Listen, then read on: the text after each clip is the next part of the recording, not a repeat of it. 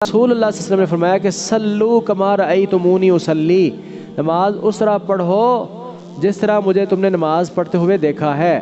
تو صحابہ نے جس طرح دیکھا انہوں نے ویسے پڑھی، اور جیسے انہوں نے دیکھا خود پڑھ کر ویسے بیان بھی کر دی، اور حدیث میں ثبت ہے، موجود ہے، قیامت تک جو یہ باتیں ہمارے پاس امانت اللہ کی، نبی پاک صلی اللہ علیہ وسلم کی یہ باتیں ہمارے پاس محفوظ ہیں۔ پھر اگر ہم جان بوجھ کر نبی پاک صلی اللہ علیہ وسلم کی سنت کو چھوڑ دیں، اپنی مرضی چلا دیں، اللہ تعالیٰ کو کیا جواب دینا ہے، اس کی ذرا پھر تیاری کر لینی چاہیے۔ باقی یہ ہے پھر بھی اگر کوئی نہیں کر رہا تو اس سے وہ دائرہ اسلام سے خارج نہیں ہوتا، لیکن نبی پاک صلی اللہ علیہ وسلم کی وہ مخالفت کر رہا ہے۔ اگر اللہ پاک نے پوچھ لیا کہ تیری نماز وہ کیوں نہیں جو نبی پاک صلی اللہ علیہ وسلم کی تھی، تو اس کا کیا جواب ہوگا؟ تو دیکھیں جی،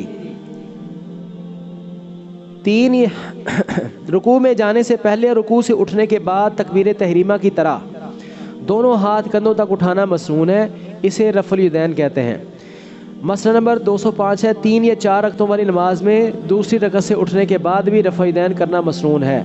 عن نافع رضی اللہ عنہ ان ابن عمر رضی اللہ عنہما کان اذا دخل فی الصلاۃ کبر ورفع یدیہ واذا رکع رفع یدیہ واذا قال سمع اللہ لمن حمدہ رفع یدیہ واذا قام من الرکعتین رفع یدیہ ورفع ذلك ابن عمر الی النبی صلی اللہ علیہ وسلم، رواہ البخاری۔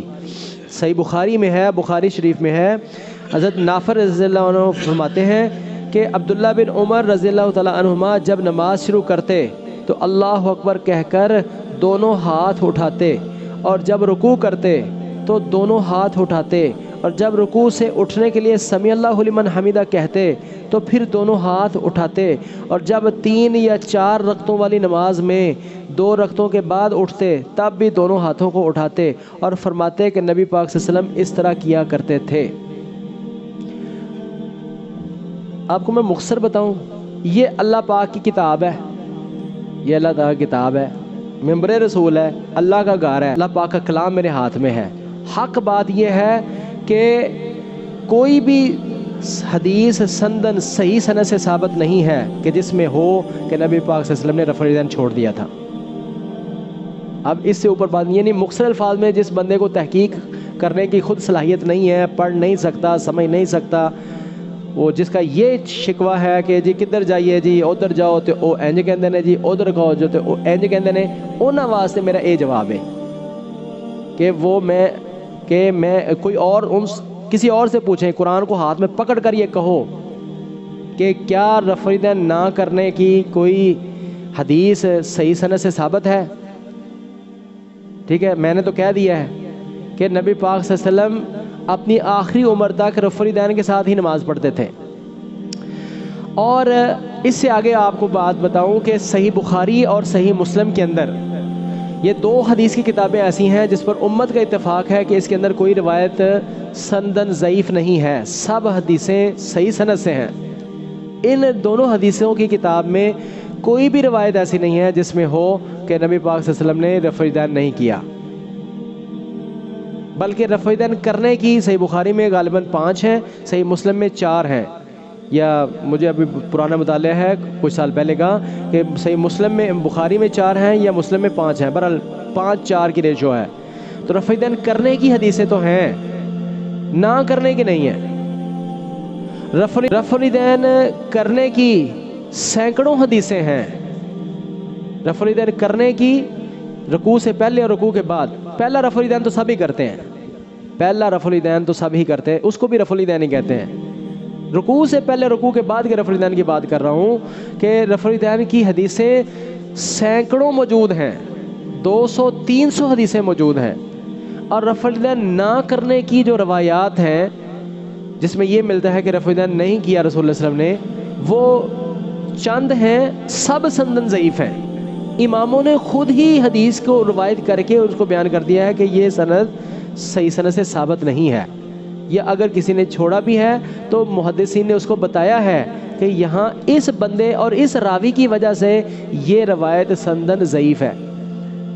اور ضعیف روایات اگر 20 ہوں اس کے مقابلے میں 300 صحیح حدیث ہوں، 300 صحیح حدیث کو چھوڑ کر ضعیف روایت کو لینا کہاں کی عقل مندی ہے؟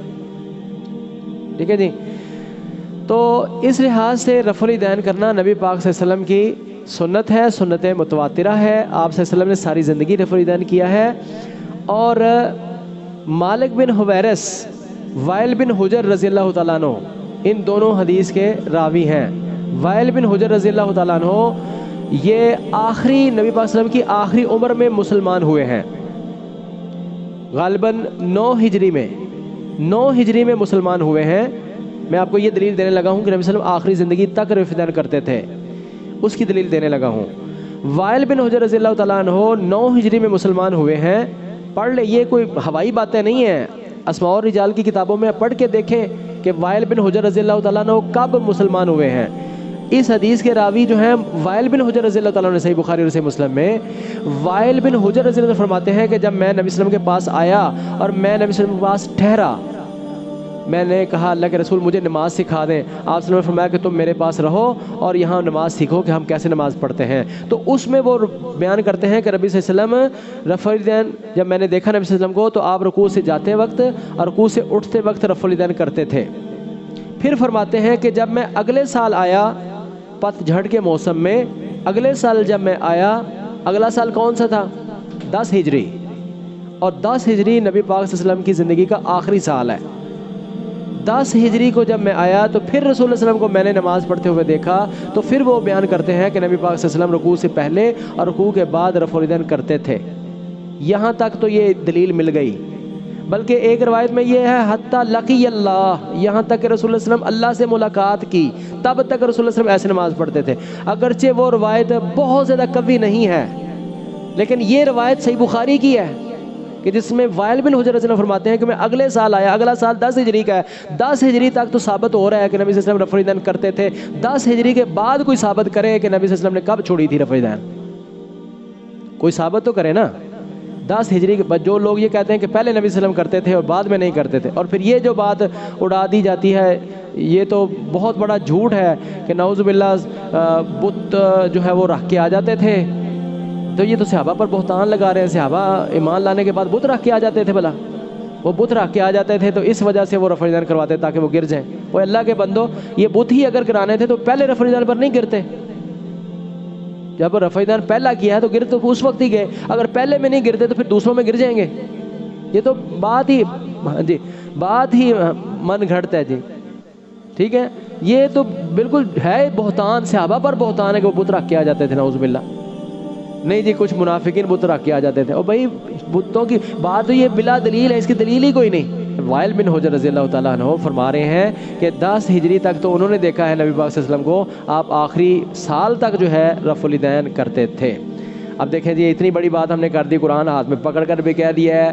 آپ کے سامنے حدیث بھی موجود ہے. صحیح بخاری اور صحیح مسلم کے اندر کوئی بھی روایت ایسی نہیں ہے کہ جس کے اندر رفع الیدین نہ کرنے کی کوئی دلیل ہو. باقی جو کتابیں ہیں ان کتابوں کے اندر کچھ روایت ہیں، لیکن سب جو ہیں روایات سندن ضعیف ہیں. کسی نہ کسی وجہ سے، کوئی کسی وجہ سے، کوئی کسی وجہ سے وہ ضعیف روایات ہیں.